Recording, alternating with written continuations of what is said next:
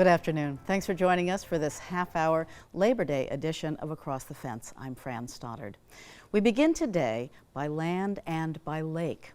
Over 6 days in September of 1814, the British Army and Navy brought war to the lakeside community of Plattsburgh, New York. The story of the Battle of Plattsburgh will be retold throughout the city beginning this week with special events, reenactments, a parade, and more. The goal of Plattsburgh 1814 Commemoration Committee is to help the public understand the historical significance of the 6-day-long battle. So we're going to join historian Howard Coffin as he crosses the lake to bring us the story of the Battle of Plattsburgh.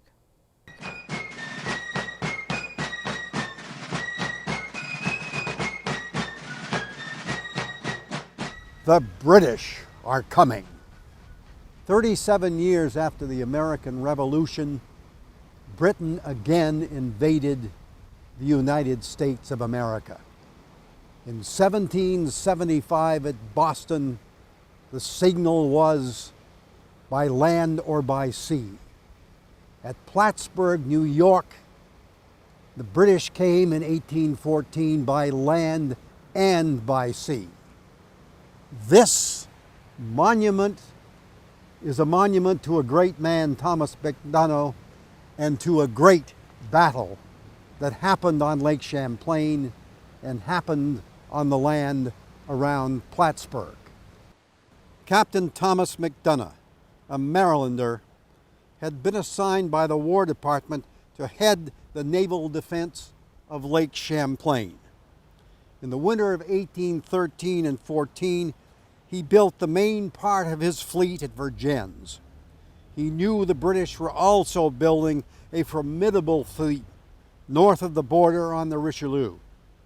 McDonough for a time had his headquarters at Burlington. But in the summer of 1814, when it became known that the British would move down the west side of the lake, McDonough brought his fleet to Plattsburgh, and the American Army came across the lake and dug in on the south bank of the Saranac River.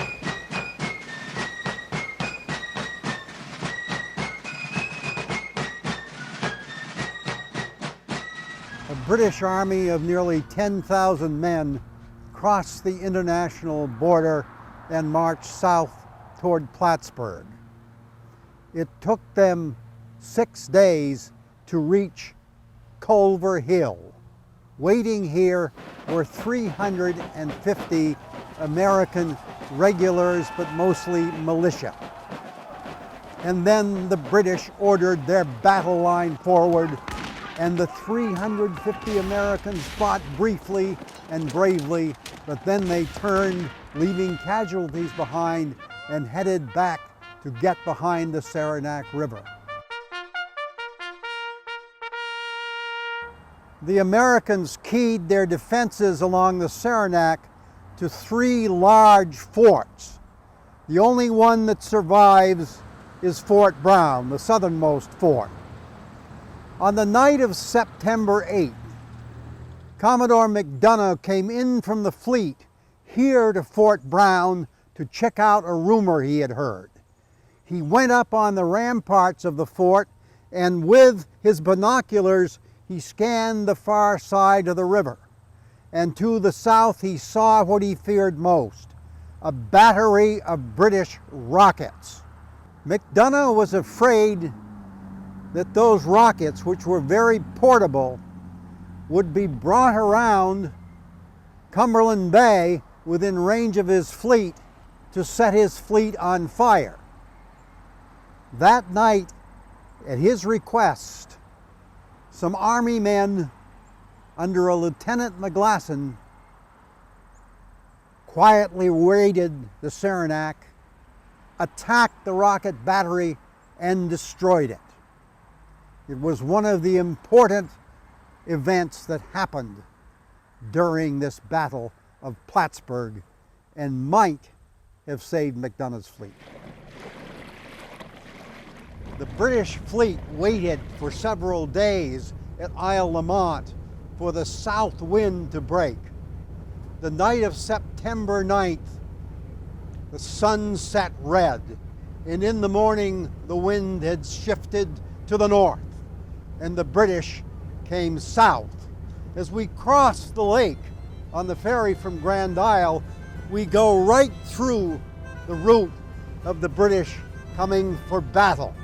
As they came along Cumberland Head, which separates the main lake from Cumberland Bay, the American sailors on the far side could see the tops of the masts of the biggest British ship, the Confiance, mounting 36 cannons, the biggest warship ever to ply Lake Champlain.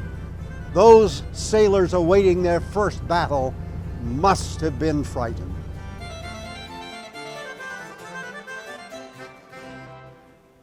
How big was the Confiance? The biggest of the British ships? Well, this is just one of its anchors displayed here in the lobby of the Plattsburgh City Hall. Wow.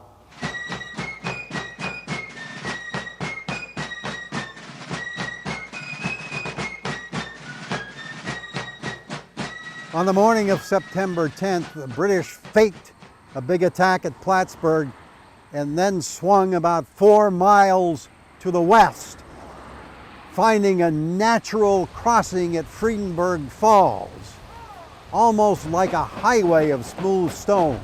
They came through the Saranac. Waiting for them were New Yorkers and Vermonters. And there were more Vermonters here in battle than New Yorkers, 2,500 Vermonters as opposed to only 1,500 New Yorkers. The Vermonters fought like Native Americans, and they were fighting well. The battle seemed to draw, although the British numbers probably would have told, and suddenly the fighting halted. A silence prevailed on the battlefield. What had happened? British Commander George Prevost, having found out that the British fleet had been defeated on the lake, knew there was no sense in trying to push his army south, halted the fighting, did an about-face, and headed for Canada. Much of the area where the Vermonters fought today is within the fences of the Plattsburgh Airport. At the time of the 1814 battle, this was known as Pike's Cantonment, for 2 years before the fight, Zebulon Pike, the famous Western explorer for whom Pike's Peak is named, had commanded troops in this area. We're some 4 miles from Pike's Cantonment on Cumberland Head along Plattsburgh Bay.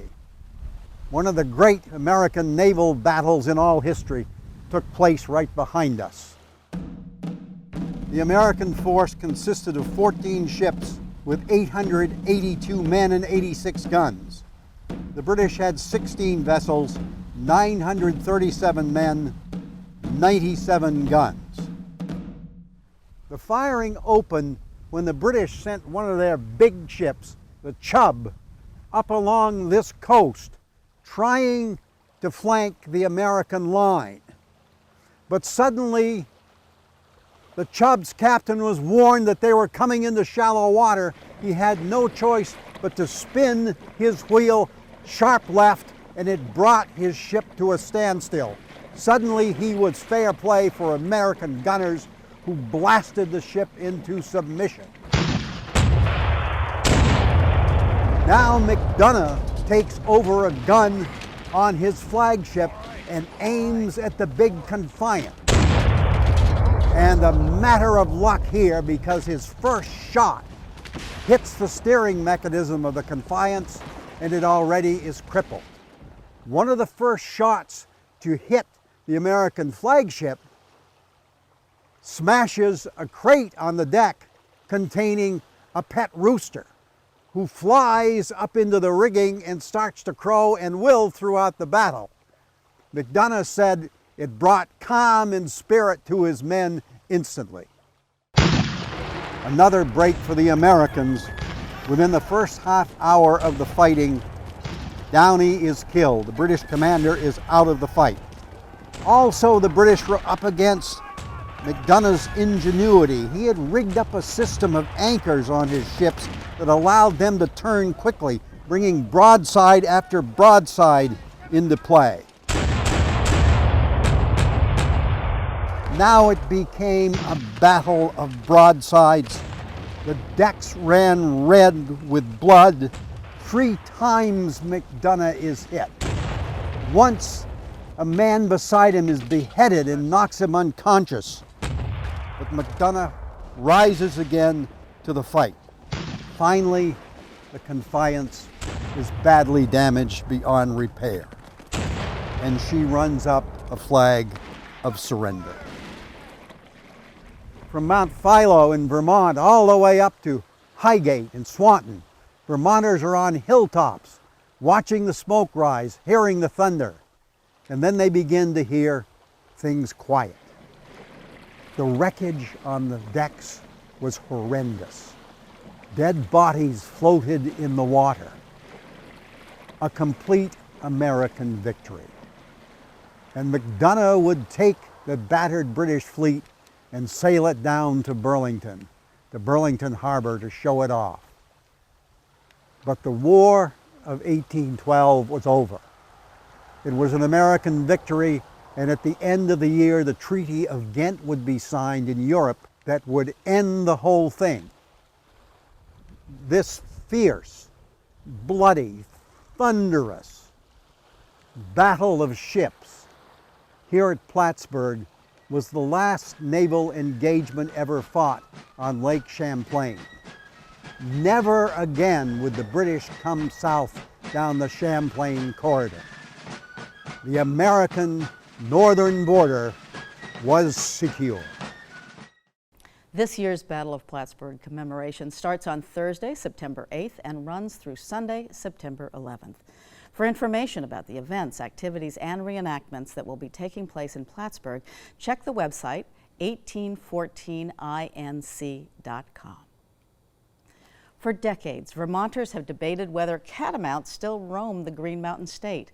The federal government says no, but some Vermonters beg to differ. They insist catamounts still exist. To separate fact from fiction, Across the Fence's Keith Silva tracked down the history of the catamount in Vermont. If you think you've seen a catamount in Vermont, you probably haven't. If you think you've seen a cougar or a mountain lion, well, a little mystery is good in our lives. Scientists call it Felis concolor, cat of one color.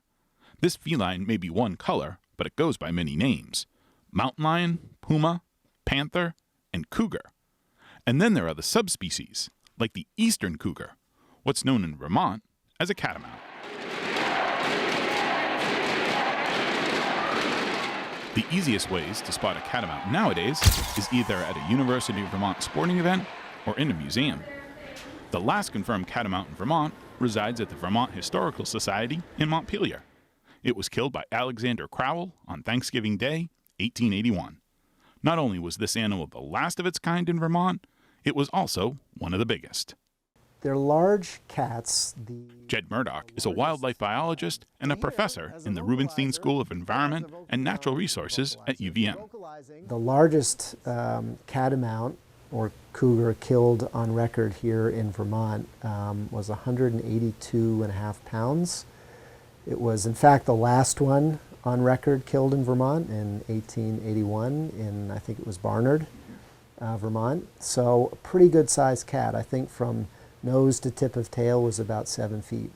You know, this is a large carnivore, and they're very secretive, and they tend to be more solitary, unlike coyotes or wolves or some of the other carnivores found here in North America. In January 2018, the U.S. Fish and Wildlife Service changed the status of the eastern cougar, or catamount, from endangered to extinct. The statement reads in part, "The best available scientific and commercial information shows no evidence of the existence of either a reproducing population or any individuals." So if you're interested in getting some experience with endangered species, just want to get out. As a teacher and scientist, Murdoch is often asked if there's still a chance catamounts could be roaming Vermont's wild places. I guess if you think of it from like an evidence-based point of view, it's hard to really make that argument. Yes, there are lots of sightings that come through, and the Vermont Fish and Wildlife Department does a great job at investigating, I think, all of those sightings. But there really isn't a lot of hard evidence. And given the fact that we've got lots of roads that crisscross through Vermont, we've got people out in the wilderness, especially during deer hunting times. We've got lots of trail cams out, lots of ways of monitoring the environment remotely. It would be surprising if they were here and we didn't detect them. Now, I have to say that as soon as I make the statement that the catamounts are not here, one will pop up tomorrow, you know, in the news. There's always a chance. There's some uncertainty. This is a needle within a needle within a needle in a big haystack. Mike Kessler is an expert tracker and longtime instructor at UVM. Following him through the woods is an education. Ooh, I see it. Look at this right here. You can see there's a nice large heel pad print here. One of the best locations Kessler's found for tracking in Vermont is the Jericho Research Forest. Running through the 485 acres that encompass this property is the Millbrook Watershed, which, according to Kessler, federal biologists consider the highest value wildlife corridor in the Northeast. Kessler's tracked all kinds of animals through these woods, including large cats. Now I have to turn and slink this way. And I'm thinking, because when toes are poked through, they have definition that's clear like that. That's usually an indication there's more time standing in this track. That's a cougar track, is what you're telling me. Yeah, that has no nails anywhere in there. Not a dog, not a bear. Now, a huge dog is not going to move this stealthy. The nails are going to be out. And so it's a preponderance of evidence. It's circumstantial, but we just keep building the case until we find one that's absolutely conclusive. And so, so in other words, it's like, would I spend the rest of the day following this one? Sure, yeah. I would invest my time and energy on this one, as opposed to others that are like, oh, yeah, it could be, but not sure. But when you add all this up, it's, yeah, this is what they say, makes sense in the big picture and in the little picture. So we run with it. Not only has Kessler tracked a big cat here in Jericho, he has his own big cat, tail to tell. In 2015, Kessler's longtime tracking companion, a corgi named Lucy, died. Kessler figures he and Lucy took over 10,000 walks together, many of them in this area, which is why he chose to bury Lucy in the Jericho Research Forest. 7 months after Lucy's death, Kessler says he got an urge to visit her grave. The night before, she'd been dug up. I found her there cached under debris, something that had a 4-foot-long reach. She was down over 2.5 feet under a layer of clay, so there was plenty good tracks there with clay. There was an animal whose rear feet were 6 feet behind the hole. Dug her up, left her there, and there were just mountain lion tracks all over there. As Kessler further investigated the site, he confirmed what he suspected. It wasn't a bear or a bobcat that had dug up Lucy. It was a cat, a big one. Physics gets involved too, not just in making the tracks, which is so you have a force through a form. You need pounds per square inch and you need compaction on the soil. But in digging up a grave, the amount of force that had to be generated, aside from the prints that it left in the clay there, but just the force alone, to dig through clay down over 2 feet, there has to be equal and opposite force in the rear feet anchoring it. So you could see in there how hard that cat was digging and how far that dirt was spread, including Lucy's hair a little bit when it got to it. So those rear feet were anchored for a while there. So it was very easy to see where the rear feet were. The rear feet were that far apart and they were 6 feet behind the hole. So that's not a bobcat again. It's not a bobcat, and it wasn't a bear, because the bear have their claws out, and their anatomy is totally different than the anatomy of a mountain lion. A mountain lion in Vermont. But how did it get here? And what was it doing in Jericho? Kessler has a theory. About the time he discovered Lucy's disinterred remains, a large interagency drill was taking place about 5 miles northeast at the Camp Ethan Allen training site. The exercise was teaching emergency responders what to do after a simulated earthquake. It makes sense that if an animal was coming through, it could very well be in there. And if it is in there and that type of activity kicks off, it's going to get pushed out one way or the other. It's going to go up Millbrook or down Millbrook, and appears to have come down. And on its way down, it would have ended up in the corridor where I buried Lucy. And so from a practical point of view, it's, yeah, you put it all together. It's like, I guess you could call it a perfect tracking storm. After the discovery, Kessler reburied Lucy's remains in another location. When he returned home, he did something unconsciously that would reinforce what he already knew about the presence of big cats in Vermont. I had smelled so bad, I had to just throw away all my clothes, and I threw the rake and the shovel up on top of the wood pile, just because I didn't want to deal with them. About a month later, Kessler awoke in the middle of the night to an odd sound. It was like the weirdest owl sound I'd ever heard. And then all of a sudden, I hear the sound over there. And I was like, oh, it must be an owl, because nothing else would move that quick and that silently. It had to have flown down there. Kessler has a recording of what he heard that night, what he calls a cat bark.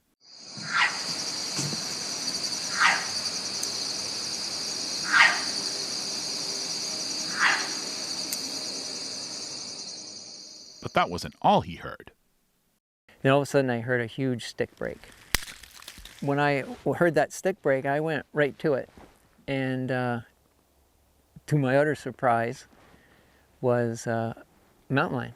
And we were only 15 yards apart, and there was nothing between us. And it was a while. We were there, this whole thing was about 15 minutes. And standing in that one place under some pine trees, it left really good tracks there too. That mountain lion had come to my house. I tracked it to my wood pile. It was standing on its rear legs, and I didn't understand why. And then I looked on top of the wood pile, and there was the rake and the shovel. I totally forgot about that. Kessler's story and his tracking expertise gives credence to the presence of cougars in Vermont. If so, it's likely to be a subspecies, the western cougar, and not the eastern cougar or catamount. Like many humans who visit Vermont, these western cougars are probably just passing through, tourists. But what would it mean if one decided to stay? Maybe brought a friend. Could Vermont once again become cat country? The start of a population is always a pair of dispersing individuals, right? So, you know, there's the possibility that more than one could end up here and a population could get started. But, you know, you've also got this issue of social carrying capacity. Are people here in Vermont willing to accept, you know, a large felid, a large carnivore in the landscape? And we made it pretty clear many years ago in the 1800s, really, that we did not want them around. Both wolves and catamounts were driven to extinction through bounties and other means. Maybe times have changed. I would be thrilled to know that catamounts are here. They're such powerful symbols of wilderness, and to me, knowing that the landscape is in enough of a natural state to be able to support cougars is something that I would hold great value towards. Because Vermont lacks large open areas like those out west, Murdoch tempers his enthusiasm for the possible return of big cats to the Green Mountains. Kessler, on the other hand, embraces the mystery. Now what am I going to do? And heck, if you're a tracker, you're fueled by mystery. It drives you to get right down on your hands and knees and get dirty and follow things and follow them a long time and look at details that other people would think are silly. And because that's very tactile, that's tangible, that's real. But what drives you to do that is the mystery, the love of the mystery, and you never solve the whole mystery. Whether there are cougars in Vermont or not, or if they're only passing through, perhaps it's good there's still a little mystery about that. In Jericho, I'm Keith Silva with Across the Fence. Thank you, Keith. And if you'd like to see more stories like today's, you can check our YouTube channel. Take a look at our In the Kitchen playlist and pick a new recipe. Learn about the history of people and places of Vermont and catch up with our most recent programs. Visit youtube.com/atfence. And while you're at it, don't forget to follow Fence on Facebook. It's a great way to stay up to date on our programs, and it's where you can see exclusive videos and content. Once again, thank you for joining us across the fence. I'm Fran Stoddard. Stay well.